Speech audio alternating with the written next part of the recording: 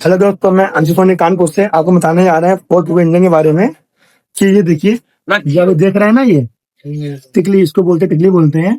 तो जब इसको खोलेंगे, ये देखिए, ये भी मैंने खोला है। इसमें क्या है, ये देखिए बोर्ड लगा 16 नंबर, जो यहाँ बोर्ड लगे होते हैं, देखिए यहाँ जो बोर्ड लगे होते हैं, यही सेम बोर्ड इसमें लगे होते हैं।